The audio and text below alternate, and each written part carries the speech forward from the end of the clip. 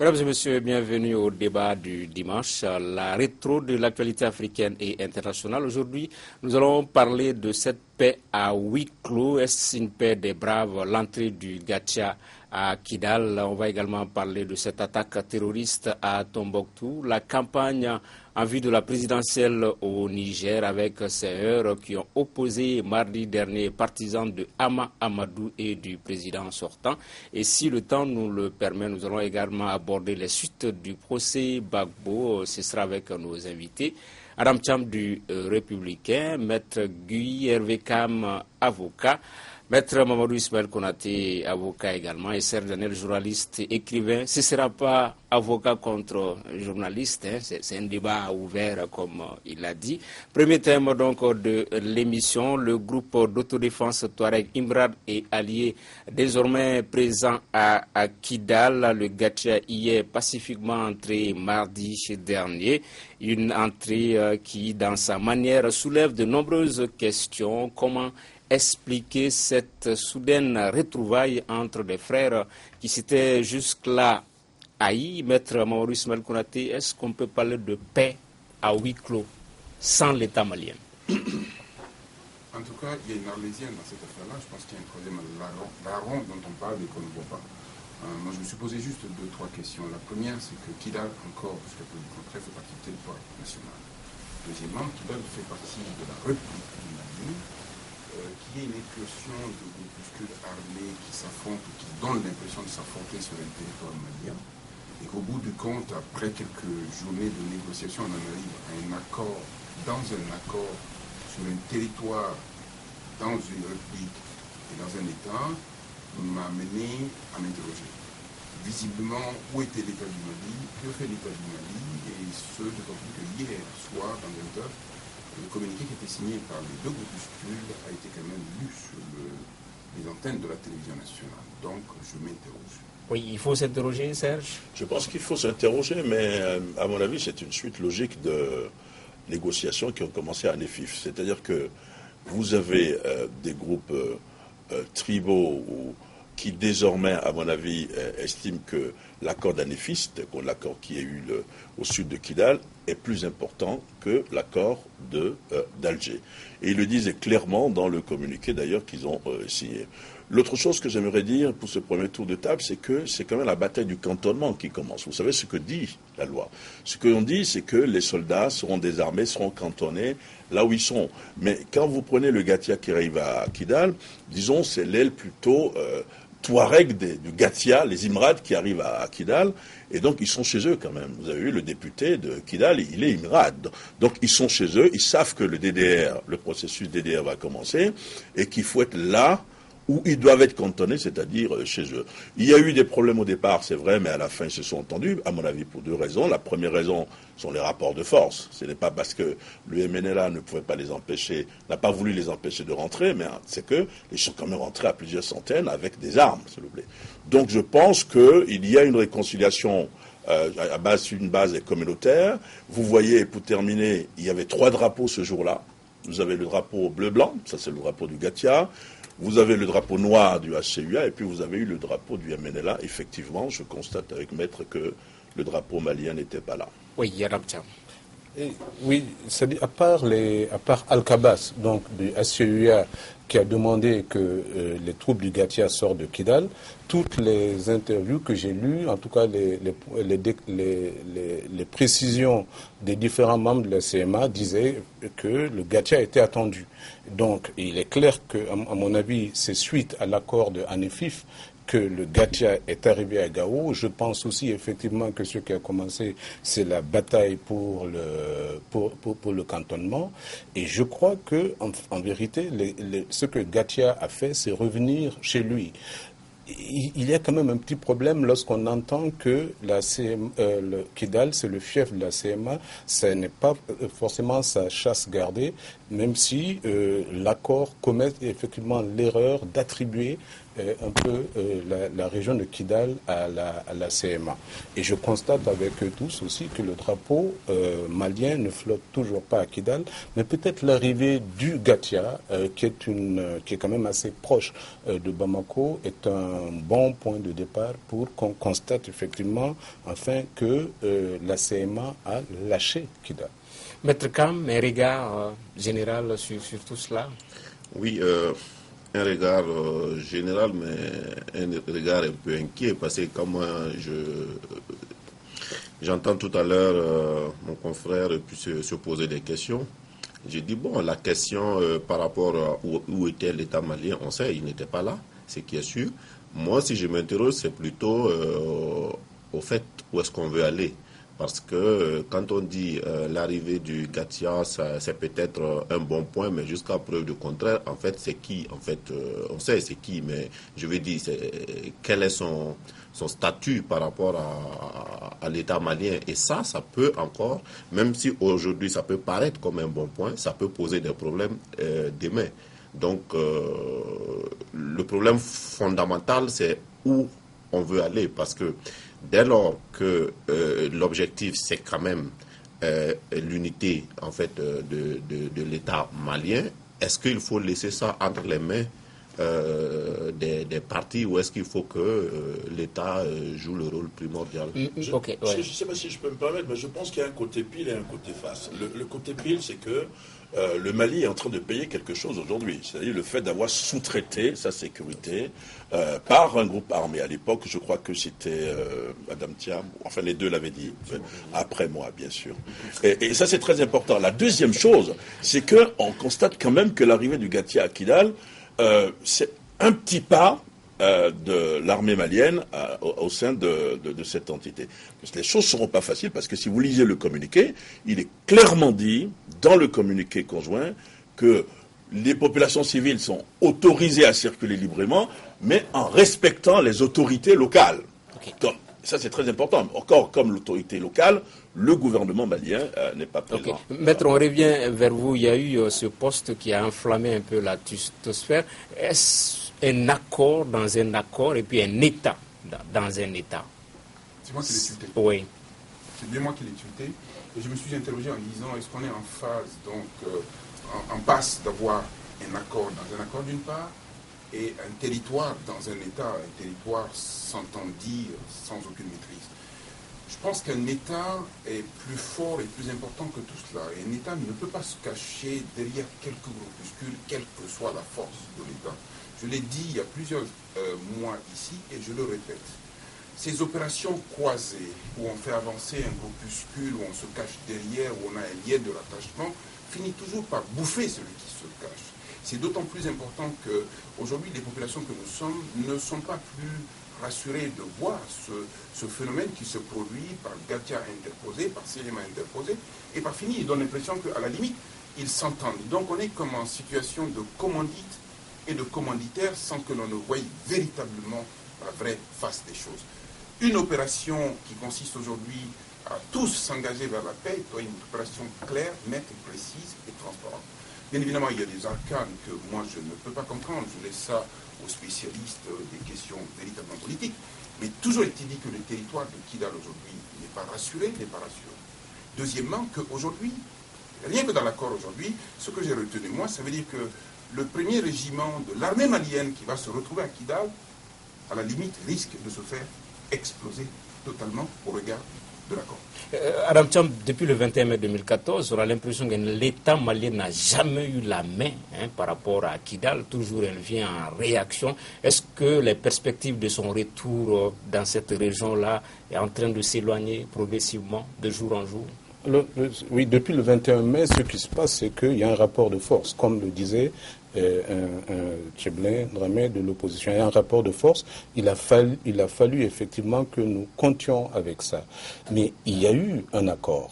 Et je ne crois pas que les gens doivent s'étonner de ce qui se passe entre le Gatia et la plateforme. Ils ont quand même signé l'évaluation conjointe de la mise en œuvre de l'accord par le gouvernement, et c'est une évaluation que je trouve mais vraiment assez grave. c'est des frères ennemis jusqu'en septembre, et ils se sont retrouvés à partir de septembre. Ils ont fait une évaluation conjointe de l'accord disant que le gouvernement traîne les pas et que la situation ne peut pas continuer. Donc la question qu'on se pose dès lors, c'est est-ce que les deux se sont mis ensemble pour que l'État reprenne Kidal? Est-ce que les deux se sont mis ensemble dans une logique, vraiment la logique qui était celle du début, donc d'un Nord indépendant? On ne peut pas, à la date d'aujourd'hui, effectivement, répondre à cette question. La seule chose à faire dans les jours à venir, c'est si le drapeau malien flotte à Kidal, et il devrait flotter à Kidal à partir du moment où le Gatia, effectivement, est une force réputée proche de Bamako. Serge, est-ce qu'on est dans le continuum de l'accord pour la paix et la réconciliation signé ici à Bamako, ou est-on dans une rupture avec ce document-là? Moi, je crois qu'on a désormais deux accords. Je ne dirais pas juxtaposés, ce n'est pas le terme exact. Ils sont en train d'appliquer deux accords. Dans le texte, et ça c'est très important, le communiqué, à mon avis, marque un tournant. Ils disent oui, nous sommes pour les accords d'Alger, mais de l'autre côté, ils disent carrément que ce qui est sacré pour eux, c'est quand même l'accord d'Anefif. Donc l'accord d'Anefif qui est un accord entre différentes communautés. Ce que je crains, moi, c'est que demain, cet accord répande un peu ses métastases dans le nord du Mali, c'est-à-dire qu'après Kidal, qu'on voit à Gao un phénomène pareil, en disant mais oui, voilà, donc il y a un côté, le Gatia, ce sont des Touaregs, de l'autre côté, du même côté, vous avez une branche du MAA, du mouvement arabe de l'Azawad, et du même côté, vous avez des sédentaires, alors que dans l'autre camp, c'est la même chose. Donc, on voit à Gao la même chose, à Tombouctou la même chose. Il y a quand même quelque chose de terrible. Vous avez un général actif de l'armée malienne qui se retrouve à la tête d'une milice. Pas à la tête d'une milice, à la tête d'un groupe armé différent de celui de l'armée malienne. L'armée ne répond pas, le gouvernement... Cette milice-là avait été désavouée publiquement. Je vous l'avais dit la dernière fois, lorsque ceux qui disaient que le Gatia était une milice de l'armée malienne, moi je disais non, le Gatia travaille d'abord pour le Gatia. Il y a quand même un problème. Qu'on nous dise, vous avez des intellectuels, et cette fois-ci on ne le dit pas. Je n'ai pas entendu ça souvent, ni dans ton tweet d'ailleurs. Ils sont partis avec des militaires, ce sont des groupes armés, qui sont rentrés à Kidal, mais ils sont partis aussi avec leurs cadres, avec les intellectuels de chaque groupe armé. Donc il y a quelque chose, à mon avis, qui se passe. Il y a une clarification de l'État qu'on n'a pas. Vous avez observé effectivement que le communiqué conjoint est lu sur les antennes de la très officielle radio-télévision du Mali, mais c'est une réaction du gouvernement qu'on devrait pouvoir avoir aujourd'hui. Maître Kam, comment retourner tout cela en faveur de l'État? C'est vrai, c'est un peu compliqué, alambiqué et tout. Enfin, pour moi, c'est même pas un peu compliqué, parce que l'État peut avoir à un moment ou à un autre des intérêts avec des groupes privés, mais après, les groupes privés ont aussi leurs intérêts qui ne sont pas toujours en adéquation avec ceux de l'État. Donc, quand on prend l'accord qui a été signé entre les différents groupes, on peut dire oui, comme quelqu'un l'a dit, c'est peut-être un début, mais au fond, qui sait, parce que ces groupes retournent toujours à un moment ou à un autre, ils changent toujours, parce qu'il n'y a pas une unité de commandement comme on peut l'avoir au niveau de l'État. Donc, pour moi, en fait, l'inquiétude, c'est que ce qui peut paraître comme un pas en avant se révèle être dangereux, parce que finalement, on a parlé de sous-traitance, mais finalement, c'est comme si l'État se mettait derrière un groupe pour régler ses problèmes, parce que lui ne peut pas avancer à visage découvert. Donc, l'État est à la limite, à la merci en fait de ce groupe-là, qui pour d'autres intérêts peut demain remettre en cause tel accord ou avoir encore. Donc c'est ça toute la difficulté. Ok, on est toujours dans l'analyse, dans la perspective. Est-ce qu'il y a des chances, Adam Thiam, que Yada Gali, par exemple, rejoigne ce document, adhère à ce document? Alors, juste deux choses avant de répondre à cette question. Et puis, je crois qu'effectivement, il se peut que la rencontre Gatia CMA donne du mauvais, mais ça peut avoir du bon. Et le bon, c'est effectivement que ça forme un front plus ou moins consistant contre Iyad Agali, qui a dit effectivement qu'il ne reconnaît pas les accords, qui a déclaré la guerre et au MNLA et au ACUA, et qui a déjà attaqué Kidal, au moins une fois parce qu'il l'a revendiqué. Donc il est possible effectivement que ceux qui se forment aujourd'hui, c'est aussi un front sacré contre Iyad Agali, qui n'est pas effectivement le meilleur ami de El Hadj Gamou. Alors, El Hadj Gamou, parlons de lui, parce que c'est de lui qu'il s'agit, il est dans une posture difficile aujourd'hui. Il est à la tête de quelque chose qui est une milice, qu'on le veuille ou non, le Gatia, mais c'est un général de l'armée malienne. C'est un général qui a été quand même loyal, qui est loyal vis-à-vis de l'armée malienne. On est même allé, pendant la transition, jusqu'à aller saluer ses troupes à Niamey. Donc le Premier ministre de l'époque l'a fait, Cheikh Modibo Diarra, le président de la transition de l'époque l'a fait, Dioncounda Traoré. On ne peut donc pas mettre en doute la loyauté de Gamou par rapport à l'armée, par rapport à Bamako. Mais il faut qu'on choisisse, parce que Gatia est dissous dans l'armée malienne et devient effectivement une partie de l'armée malienne, ou reste une milice, auquel cas il faudrait que Gamou, je crois, choisisse, parce que tu ne peux pas porter les deux chapeaux. Et le deuxième point que je voudrais aborder par rapport à cette question, c'est est-ce que en vérité le Gatia n'est pas à Kidal pour y préparer l'arrivée de l'armée malienne, de l'État malien. Parce que dans l'accord, c'est quand même clair, l'accord reconnaît un Mali un et indivisible, l'accord donne du pouvoir aux régions, mais l'accord n'est pas un accord séparatiste. Et je crois que ce n'est pas à exclure effectivement que le Gatia soit là juste en précursion pour l'arrivée de l'armée. Un précurseur. Mais ce qui est quand même frappant, c'est que quand ils sont arrivés à Ménaka à l'époque, ils sont arrivés avec le drapeau malien. À l'époque. Oui, mais cette fois-ci, la particularité, c'est qu'ils sont arrivés avec le drapeau bleu-blanc, qui est le drapeau. On constate quand même qu'ils sont arrivés, qu'il n'y a pas eu de combat. Ça, c'est quand même quelque chose de très important à souligner. Et peut-être que, pour être Machiavel, vous l'avez lu, c'est peut-être qu'ils préparent aussi l'arrivée de l'armée malienne. Mais quand vous regardez ce qui se passe véritablement sur le terrain, où est-ce qu'ils se sont positionnés à Kidal, j'ai plutôt l'impression que le Gatia travaille d'abord pour le Gatia et subsidiairement pour le gouvernement malien. D'accord. Tu dis que le Gatia travaille pour le Gatia, c'est d'abord, de résister à l'ennemi numéro 1 qui est Iyad Agali. Voilà. Ça, c'était important. C'est d'autant plus important que c'est le seul moyen pour le Gatia aujourd'hui de venir dans une zone dans laquelle Iyad est susceptible de faire des incursions. Donc la présence de Gatia aujourd'hui à Kidal n'est pas du tout rassurante. Elle ne peut pas être donc comme le précurseur de l'État du Mali, sinon ce serait grave. Est-ce qu'il ne faudrait pas se désoler? Je voulais ajouter une dernière chose, c'est que l'entrée du Gatia à Kidal peut être aussi comparable à une technique du billard à 3 bandes. C'est-à-dire, c'est favorisé par quelqu'un, une main qu'on ne connaît pas encore, pour régler un problème, en se disant que ça va arranger le Mali, tout comme, vous vous souvenez à l'époque, le Moujao a débarrassé Gao à l'époque du résidu du MNLA, et ça arrangeait à l'époque l'armée malienne. Non, Maître Konaté, je voulais dire, ça ne peut pas être une bonne nouvelle pour Iyad que le Gatia soit à Kidal, parce que le Gatia obéit à son ennemi Gamou. Et l'autre chose, c'est vrai qu'Iyad est un problème pour le Gatia, mais un des objectifs du Gatia, c'est quand même de régler le problème Imrad.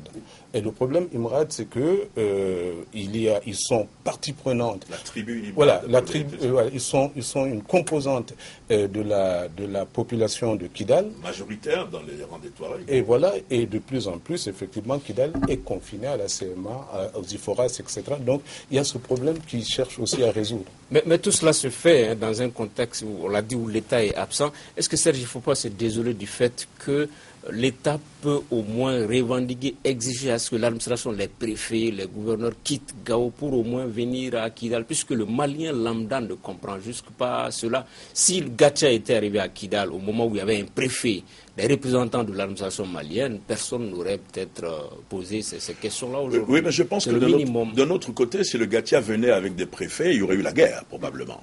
Vous avez vu récemment, il y a eu des élections en Songo. Il y a 5 ou 6 communes en Songo. Il y a une commune, Talataï, où il n'y a pas eu d'élection parce que elle est dirigée par la commune était dirigée par les rebelles. Donc, il faut peut-être rentrer, il fallait rentrer comme ça à dose homéopathique et non venir à dose de cheval. Ça allait créer des problèmes. Moi, je pense qu'il faut attendre encore 2 ou 3 semaines pour voir ce qui va se passer, comment ça va se dessiner à Kidal. En ce moment, on saura on va pouvoir lire davantage dans le jeu qu'il y a sur place. La MINUSMA a-t-elle joué un rôle? Non, c'est très important cette fois-ci. La MINUSMA n'a pas fait de communiqué, ni le comment s'appelle le comité de suivi de l'accord d'Alger. Imaginez d'ailleurs, ils ont eu raison. Ni le gouvernement. Imaginez si la MINUSMA avait fait un communiqué pour attaquer l'entrée du Gatia. Le lendemain, vous avez un communiqué conjoint des deux groupes qui dit oui, nous sommes contents d'être là ensemble. Mais est-ce qu'en laissant les deux entités faire leur communiqué sur la télévision nationale, le gouvernement ne fait pas indirectement son communiqué? Peut-être deuxième thème. Oui, allez-y. Non, mais le problème, c'est que nous avons notre ami qui fuit un peu le débat. Il faut peut-être le cuisiner. Oui, justement, on va le faire réagir par rapport au deuxième sous-thème.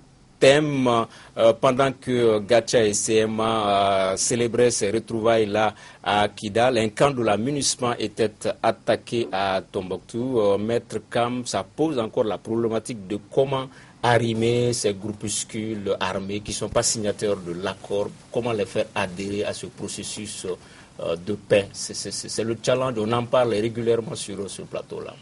Ben oui, c'est le challenge pour le gouvernement malien, mais justement c'est pour ça que par rapport à Kidal, je disais, c'est un challenge que pour nous autres qui regardons, disons, c'est un challenge que le gouvernement malien doit sans doute affronter et non, parce que le gouvernement malien, pour prendre la distance, avance peut-être souvent masqué un peu, mais de toute façon, pour moi, aucun groupe ne pourra régler ces problèmes de façon durable. Ce n'est pas possible.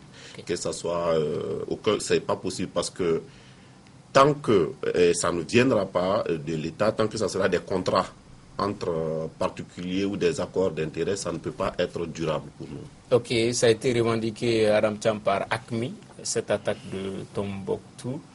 Oui, et très vite. Hein, et d'ailleurs, c'est là, on remarque que c'est devenu pratiquement la nouvelle marque de ACMI de revendiquer presque instantanément ces actions. Maintenant, quelle partie de ACMI et pour quels résultats? Si on regarde bien le bilan de Tombouctou, bon, il est évident qu'ils ont attaqué un camp qui était en déménagement, mais c'est surtout les terroristes qui ont laissé des plumes dans cette opération et qui nous donnent l'impression effectivement que c'est peut-être un travail d'amateur cette fois-ci qu'on a vu. Mais quoi qu'il arrive, c'est que c'est le même continuum de Tombouctou à Kidal en passant par le Radisson et puis Ouagadougou. Je me souviens justement avoir entendu il y a quelques semaines Guy, je crois, sur RFI parler des raisons pour lesquelles effectivement il y a cette insécurité, ce djihadisme dans la sous-région et je crois que c'est de cette manière donc une approche sous-régionale qu'on peut résoudre le problème. Ça avait été dit dans le temps, je crois que c'est un peu l'Algérie qui a traîné les pieds, le président de l'époque l'avait dit. Et maintenant, on voit effectivement que Djibo au Burkina peut être attaqué, Ouagadougou peut être attaqué. Il est fort possible que ceux qui ont attaqué Djibo l'aient fait à partir de Kobuseno, donc à 45 km de Djibo, en territoire malien, et l'information est de plus en plus sûre. Ok. Maître Konaté, une relative accalmie à Kidal, même si il faut se douter de la sincérité de cette paix, mais sur le front ouest, Tombouctou jusqu'au niveau de la frontière du Burkina, ça s'enflamme, c'est pas aussi stable que ça. C'est même très instable. Parce qu'auparavant, nous avions des niches et nous savions à la limite que les zones sur lesquelles les terroristes opéraient étaient relativement connues. Aujourd'hui, les zones sont quasiment généralisées.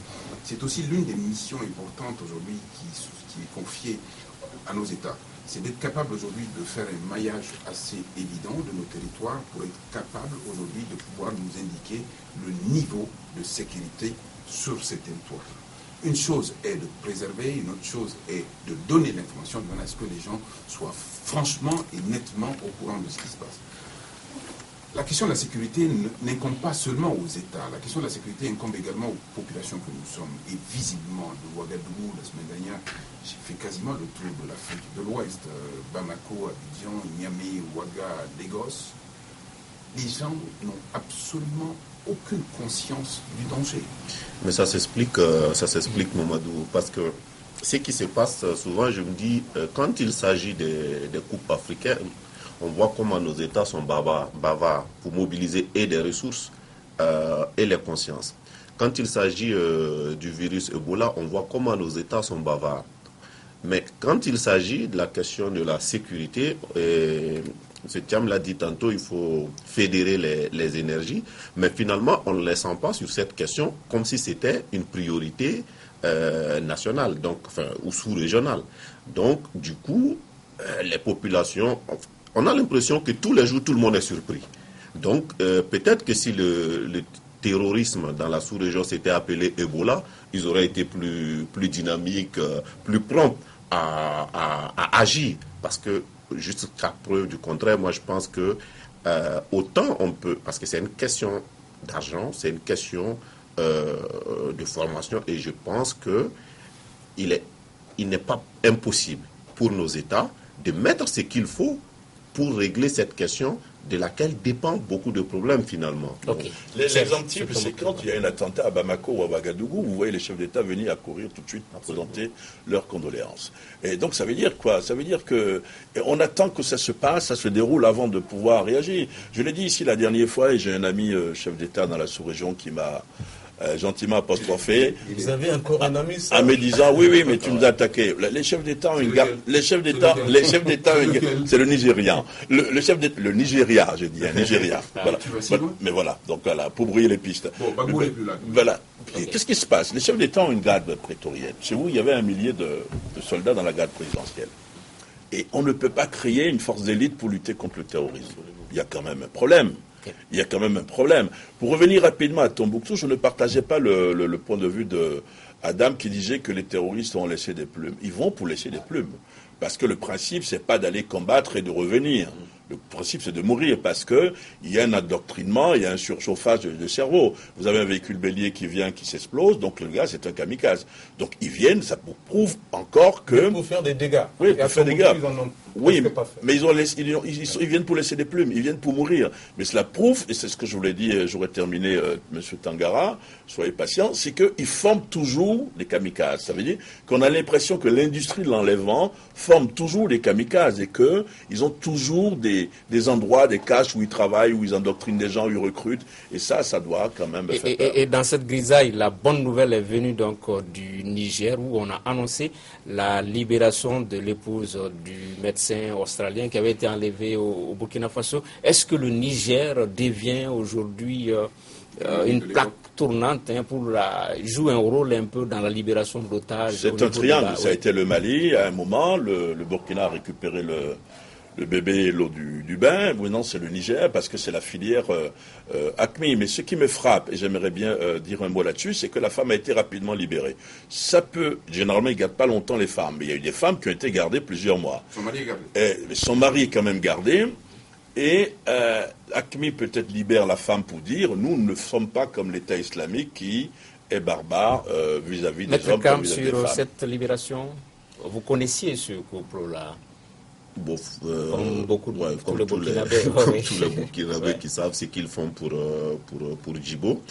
Mais ce que je dis, c'est que ça ne rassure pas de toute façon toutes ces choses-là. Parce que ce qui aurait été bien, c'est qu'on puisse empêcher qu'il y ait ces enlèvements. Parce qu'il y a aussi, comme une sorte de lutte de suprématie, malheureusement, de nos chefs d'État dans la capacité de faire libérer les otages à des... on ne sait pas à quelles conditions, mais on a vu à un certain moment le Niger et le Burkina, quand Blaise Compaoré était là encore, en train même de se battre un peu sur qui pouvait être le plus apte à libérer. Pour l'instant, aujourd'hui, donc, on salue la libération donc, de Mme Elliott en attendant en espérant surtout celle de son mari. Adam, vous voulez réagir? Une bonne nouvelle, parce qu'en vérité, ce n'est pas que les Burkinabés qui se soignent là-bas. Tous ceux qui vivent vers Ombori, Mondoro, Intelit sont soignés là-bas. Moi, j'ai été soigné par ce couple en 83, 84. Tout le monde y allait. Et donc, c'était vraiment... Parce que, en fait, la zone n'appartient à aucun pays. C'est le concept des pays frontières. Les Maliens y vont, les Burkinabés y vont. Maintenant, Serge avait dit quelque chose qui a attiré mon attention. Effectivement, Philomène Kaboré avait été libérée avant son mari. Et ACMI a fait un communiqué pour dire que ce n'est pas dans leur habitude de garder les femmes.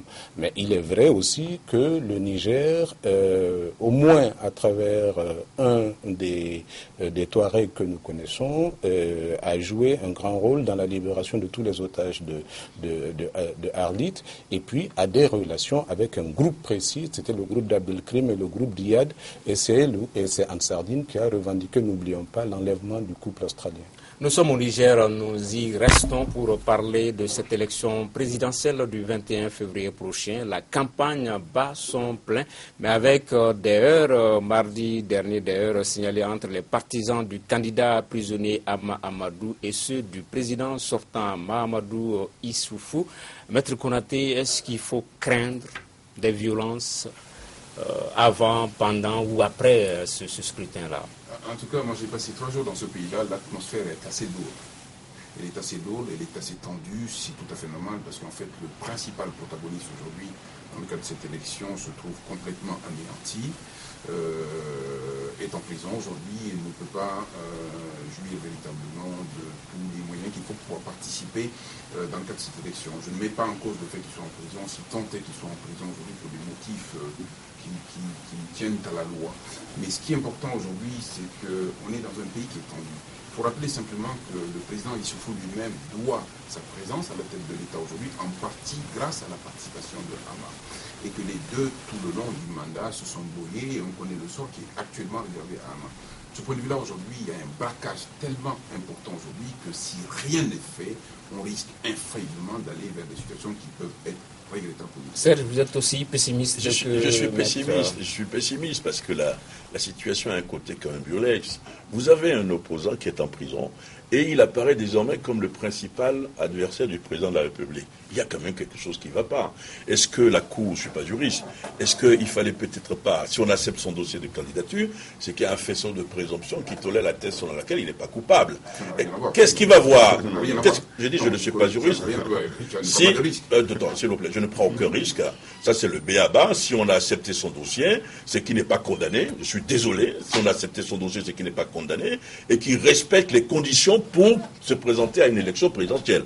Monsieur Konaté, je vous le dis en vous regardant dans les yeux. Okay. Maintenant, ce qui est terrible, c'est qu'on risque d'avoir quelque chose de terrible. S'il va au deuxième tour avec le président de la République, alors il faut trouver peut-être une solution. Ce monsieur, sa place, visiblement, n'est pas en prison. Parce qu'on peut le condamner, il est inculpé, mais il peut obtenir la liberté provisoire pour battre quand même campagne. Et vous le dites tout à l'heure, vous dites c'est un candidat prisonnier. Mais ça, quelque chose de... C'est terrible, là, ce qui va se passer dans le pays des amis d'Adam. Maître Kam.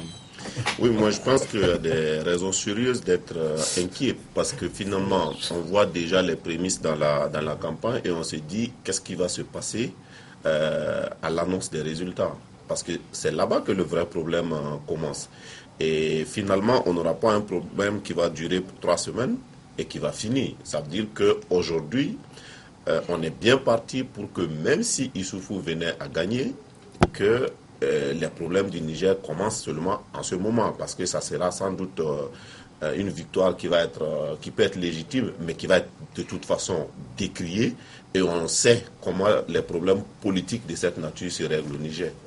On a suivi des discours du président Issoufou. Il est soutenu par une quarantaine de partis politiques. Il dit qu'il a un bilan, quand même, c'est des choses qui peuvent plaider en sa faveur. 40 partis politiques, ça ne veut pas dire grand-chose. C'est lui qui je crois qu'il faut faire la part entre la communication, entre l'opération de com sur laquelle repose pratiquement pratiquement toute la stratégie actuelle de l'opposition. C'est pas une opération de com. Vous avez un prisonnier, vous avez un candidat qui est en prison. Non, je m'étais. Non, mais je veux dire. C'est une stratégie pour te troubler. Non, je veux dire ceci. Oui ou non, Hama était recherché par sa justice. Oui ou non, il a essayé d'échapper à la justice. Oui. Alors, s'il a essayé d'échapper à la justice, l'anomalie, c'est qu'il soit candidat. Mais l'anomalie, c'est qu'il était accepté comme candidat. Mais voyons comment nos cours constitutionnels fonctionnent. Ils fonctionnent simplement quand tu n'as pas de casier judiciaire, et il n'en avait pas. C'est très simple. Mais maintenant, pourquoi est-ce que la justice n'a pas simplement approché la Cour constitutionnelle pour dire celui-ci, en vertu de tel qu'il ne peut pas être candidat, ça c'est autre chose. Mais je ne veux même pas entrer dans le débat. Je dis que prisonnier ou non, il n'était pas prisonnier il y a 5 ans. Il y a 5 ans, il était 3e. Il faut faire attention. Il faut faire attention. Et le candidat Issoufou aujourd'hui est candidat sur un bilan. Il faut aller voir l'intérieur du Niger, ce qui a été fait. Je ne fais pas de publicité. Je suis très proche de lui, je le reconnais, je ne fais pas de publicité. C'est qu'il y a un bilan au Niger. On a l'impression que ce n'est même pas un pays sahélien, tellement, effectivement, il y a eu des efforts, Adam, il y a eu des investissements. Oui. Okay. Non, je peux d'autant plus confirmer qu'avant lui, il y a eu des chefs d'État. Durant les 5 années où il a été là, visiblement, la face de ce pays a changé à tout point de vue. D'un point de vue géographique, par les routes qui sortent aussi bien à Niamey, mais qui se prolongent à l'intérieur, mais du point de vue... Le chemin de fer aussi. Du chemin de fer, du point de vue même de la confiance qui revient dans ce pays. Par contre, ce pays est gangréné par un phénomène politique qui est porté par des gens qui sont nocifs en politique. La et violence. qui ne sont pas capables de comprendre que par le jeu politique, ils peuvent se retrouver en train de perdre le pouvoir, comme cela a été le cas il y a 5 ans. Visiblement, on instrumentalise des populations, on les lâche dans la nature et on donne l'impression qu'on a une force politique. Et Adam l'a rappelé tout à l'heure, celui qui a été 3e il y a 5 ans a de fortes chances. Et il y a quelque chose qui ne se dit pas au Niger, mais qui est la réalité, c'est la question ethnique. Ouais. Moi, mon sentiment, c'est que si le président sortant ne passe pas au premier tour, il sera en difficulté comme tu l'as dit pour la Guinée. D'accord. Ok. Juste Adam, sur la question ethnique, j'avais pensé la même chose avant d'être contredit par les spécialistes au Niger et par les chiffres. Il y avait un parti Touareg qui a été formé, et puis le monsieur était pratiquement avant-dernier aux élections. Et puis, un parti Touareg. Donc c'est ça. Non. Oui, mais c'est ça qui existait. Et puis il y a un parti.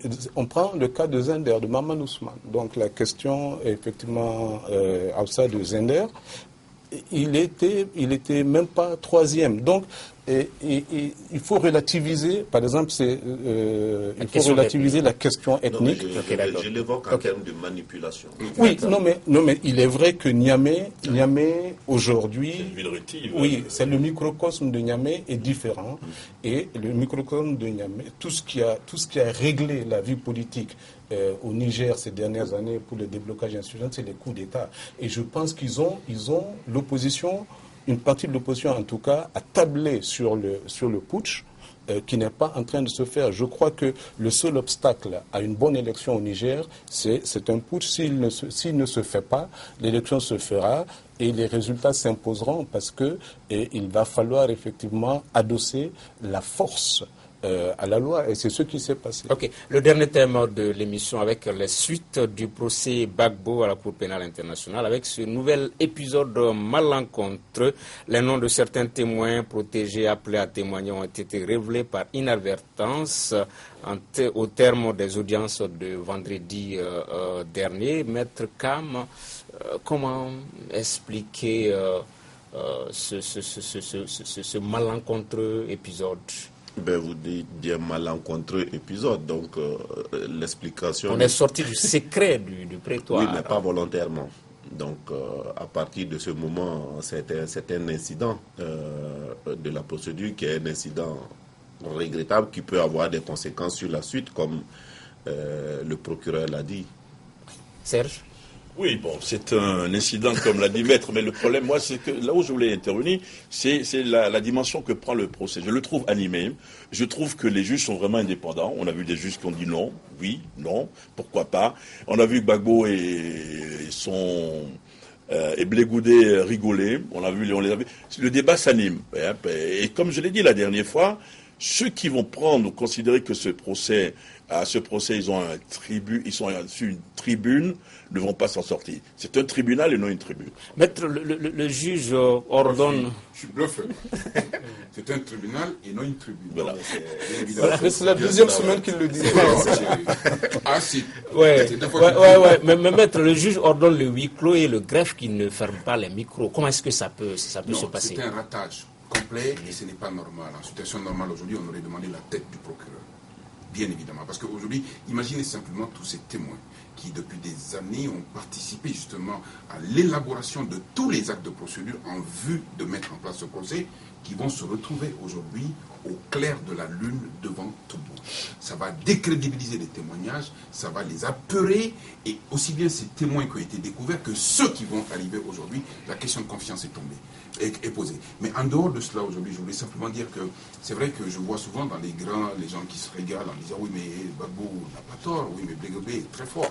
Vous savez, dans un procès criminel, ceux qui rient le premier ne sont pas ceux qui sont à la fin en train de rire.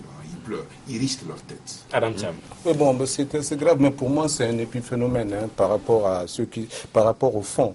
Le fond, c'est quoi? C'est comment est-ce que la CPI se débrouillera pour éviter que ce procès soit perçu, mais vraiment comme un procès politique, rien de plus. Parce que toutes les vidéos qu'on a visionnées, etc., ont été pratiquement battues en brèche par les avocats de Gbagbo. Et ce qu'ils sont en train de faire, c'est effectivement s'appesantir sur l'axe Paris-Ouaga pour démontrer que Gbagbo était déstabilisé. Non, mais je dis comment ils vont faire. Comment ils vont faire pour que ce soit perçu seulement comme un procès pénal. Maître Cam, certains disent aussi que c'est le procès de la CPI, que la Cour joue sa crédibilité avec cette audience.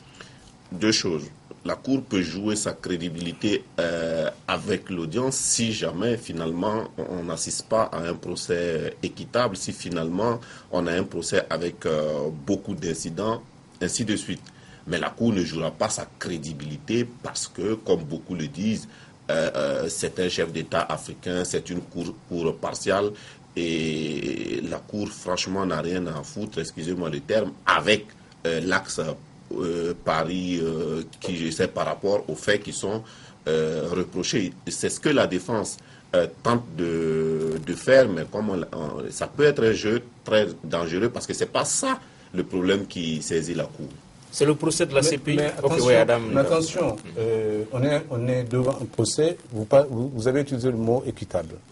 On a entendu le président Ouattara dire à Paris récemment qu'il n'enverra personne d'autre devant la Cour pénale internationale. Or, il y a des rapports des humanitaires qui indexent aussi bien les gens proches de Gbagbo que les gens proches de Ouattara et dans la période jugée, c'est-à-dire à partir de la crise post-électorale 2010.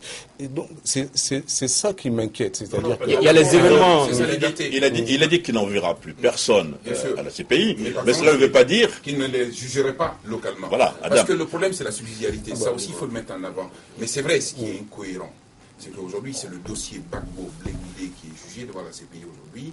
Le dossier qui peut éventuellement être ouvert, si jamais on l'ouvre en Côte d'Ivoire, n'est pas différent de ce dossier.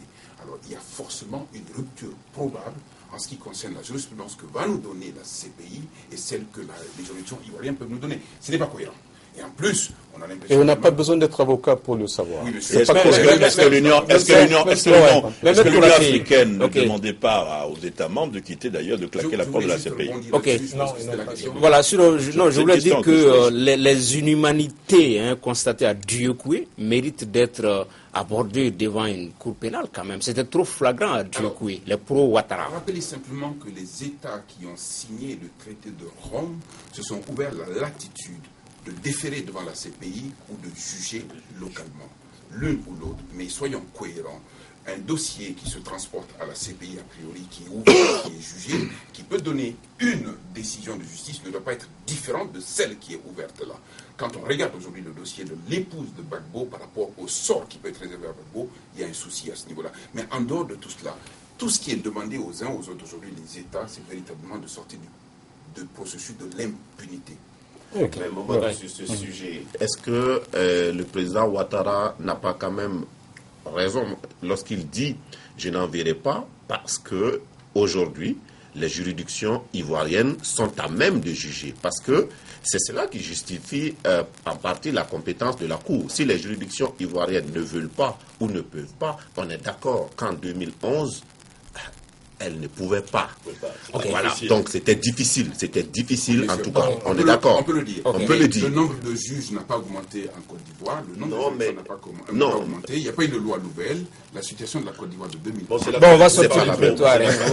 On va sortir du prétoire. On me signale même que l'émission est arrivée à terme. On ne pourra peut-être pas parler rapidement de la finale du championnat d'Afrique des Nations qui a vu la victoire de la RDC sur le Mali 3-0. Ce sera partie remise. Merci donc d'avoir suivi ce débat du dimanche. Nos invités étaient Adam Cham du Républicain, Maître Guy Hervé Kam, avocat, Maître Mamadou Ismaël Konaté, avocat, et Serge Daniel, journaliste écrivain. Merci de l'avoir suivi. À dimanche prochain pour un autre débat sur Africa Télévision.